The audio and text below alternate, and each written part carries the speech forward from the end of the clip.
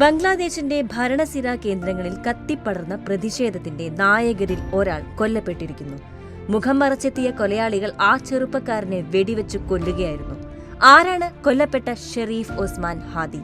പ്രശംസയും വിമർശനവും ഒരുപോലെ ഏറ്റുവാങ്ങിയ ജൻസി പ്രതിഷേധത്തിന്റെ മുൻനിരയിലുണ്ടായിരുന്ന ഷെരീഫ് ഒസ്മാൻ ഹാദി ബംഗ്ലാദേശിന് ആരായിരുന്നു? ബംഗ്ലാദേശിലെ ജലാക്കത്തി പ്രവിശ്യയിലെ നാൽചിത്തയിൽ ഒരു മദ്രസ അധ്യാപകന്റെ മകനായാണ് ഷെരീഫ് ഒസ്മാൻ ഹാദി ജനിക്കുന്നത്. സ്കൂൾ പഠനം പൂർത്തിയാക്കിയ ശേഷം ഢാക്ക യൂണിവേഴ്സിറ്റിയിൽ പൊളിറ്റിക്കൽ സയൻസിൽ തുടർ പഠനം നടത്തി. പിന്നീട് അധ്യാപനത്തിലേക്കും ഷെരീഫ് കടന്നു. ഇൻക്വിലാബ് മഞ്ച എന്ന സംഘടന സ്ഥാപിച്ചുകൊണ്ടാണ് ഷെരീഫ് രാഷ്ട്രീയത്തിലും പൊതുരംഗത്തും സജീവമാകുന്നത്.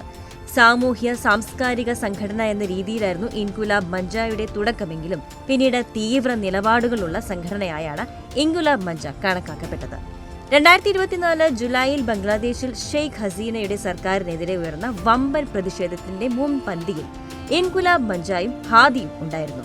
ഷെയ്ഖ് ഹസീനയുടെ സർക്കാരിനെയും അവാമി പാർട്ടിയെയും പിരിച്ചുവിടണമെന്ന ആവശ്യം ആദ്യം മുതൽ തന്നെ ഹാദി ഉയർത്തിയിരുന്നു. അവാമി ലീഗിലെ എല്ലാ നേതാക്കളും തീവ്രവാദികളാണെന്നായിരുന്നു ഹാദിയും അനുയായികളും വിശേഷിപ്പിച്ചത്. ഹസീന സർക്കാരിനെ താഴെയിറക്കുന്നതിൽ പ്രധാനികളായിരുന്നുവെങ്കിലും പിന്നീട് വന്ന മുഹമ്മദ് യൂനസിന്റെ നേതൃത്വത്തിലുള്ള ഇടക്കാല സർക്കാർ ഇൻക്വിലാബ് മഞ്ചയെ പിരിച്ചുവിടാനാണ് തീരുമാനിച്ചത്. യൂനസ് സർക്കാർ രാജ്യത്തിന് ആവശ്യമായ നടപടികൾ സ്വീകരിക്കുന്നില്ലെന്ന വിമർശനവും ഹാദി ഇക്കഴിഞ്ഞ കാലയളവിൽ ഉയർത്തിയതുമാണ്. സംഘടന ഇല്ലാതായെങ്കിലും വരാനിരിക്കുന്ന തിരഞ്ഞെടുപ്പിൽ മത്സരിക്കാനായിരുന്നു ഹാദിയുടെ തീരുമാനം. തിരഞ്ഞെടുപ്പ് പ്രചാരണ പരിപാടികൾക്കിടയിൽ വെച്ചാണ് ഹാദിക്ക് നേരെ ആക്രമണം ഉണ്ടാകുന്നതും അതൊടുവിൽ മരണത്തിൽ കലാശിക്കുന്നതും. ഢാക്കയിലെ ബിജോയ് നഗർ പ്രദേശത്തെ തിരഞ്ഞെടുപ്പ് റാലിയിൽ സംസാരിക്കുന്നതിനിടെ അജ്ഞാതർ ഹാദിയെ വെടിവെക്കുകയായിരുന്നു. മുഖംമൂടി ധരിച്ചവർ വെച്ച വെടി ഹാദിയുടെ തലയിലാണ് ഏറ്റത്. ആരോഗ്യാവസ്ഥ അതീവ ഗുരുതരമായതോടെ കൂടുതൽ ചികിത്സയ്ക്കായി ഹാദിയെ സിംഗപ്പൂരിലേക്ക് കൊണ്ടുപോയി. എന്നാൽ ജീവൻ രക്ഷിക്കാനായില്ല. അവിടെ വെച്ച് അദ്ദേഹം എന്നേക്കുമായി വിട പറഞ്ഞു.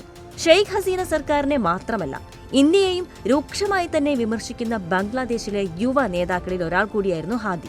പലപ്പോഴും അദ്ദേഹത്തിന്റെ ഇന്ത്യാവിരുദ്ധ പരാമർശങ്ങൾ സകല അതിർവരമ്പുകളും കടന്നിരുന്നു. യഥാർത്ഥ ബംഗ്ലാദേശിന്റെ ഭൂപടം എന്ന രീതിയിൽ ഇന്ത്യയിലെ പ്രദേശങ്ങൾ കൂടി ഉൾപ്പെട്ട ഭൂപടമാണ് ഹാദി പ്രദർശിപ്പിച്ചിരുന്നതെന്ന് ചില റിപ്പോർട്ടുകളുമുണ്ട്. അതിർത്തി തർക്കം, ഷെയ്ഖ് ഹസീനയ്ക്ക് ഇന്ത്യൻ സർക്കാർ വർഷങ്ങളായി നൽകി വരുന്ന പിന്തുണയും ഇപ്പോൾ നൽകിയിരിക്കുന്ന രാഷ്ട്രീയ അഭയവും, ഇന്ത്യൻ സർക്കാരും ഭരണകക്ഷിയും മുസ്ലിങ്ങളോട് സ്വീകരിക്കുന്ന സമീപനം, ബംഗ്ലാദേശിൽ നിന്നുള്ള കുടിയേറ്റക്കാർക്കെതിരെ ചില ഇന്ത്യൻ നേതാക്കൾ നടത്തിയ വിദ്വേഷ പ്രസംഗങ്ങൾ എന്ന് തുടങ്ങി വിവിധ വിഷയങ്ങൾ ഹാദിയുടെ പ്രസംഗങ്ങളിൽ ഉയർന്നിരുന്നു. ഇന്ത്യക്കെതിരെയുള്ള വിമർശനങ്ങളുടെ പേരിൽ ഇന്ത്യ വിരുദ്ധൻ എന്ന് വരെ ഹാദിയെ ചിലർ വിശേഷിപ്പിച്ചിരുന്നതാണ്. ഇപ്പോൾ ഹാദിയുടെ കൊലയാളികൾ ഇന്ത്യയിലേക്ക് കടന്നു കളഞ്ഞുവെന്നാണ് അനുയായികൾ നടത്തുന്ന ആരോപണവും. ഷെരീഫ് ഒസ്മാൻ ഹാദി എന്ന ഈ രാഷ്ട്രീയ നേതാവിന്റെ കൊലപാതകം ബംഗ്ലാദേശിൽ വീണ്ടും അക്രമാസക്തമായ പ്രതിഷേധങ്ങൾക്ക് തുടക്കം കുറിച്ചിരിക്കുകയാണ്. അതിനെ നേരിടാൻ മുഹമ്മദ് യൂനസിന്റെ ഇടക്കാല സർക്കാരിന് ആകുമോ എന്നാണ് ചോദ്യം. നേരത്തെ തന്നെ ഇന്ത്യാവിരുദ്ധ വികാരങ്ങൾ പ്രബലമായ ബംഗ്ലാദേശിലെ പുതുതലമുറയ്ക്കിടയിൽ ആ വിരോധം കൂടുതൽ ശക്തമാകുമോ എന്നും ആശങ്കകൾ ഉയരുന്നുണ്ട്.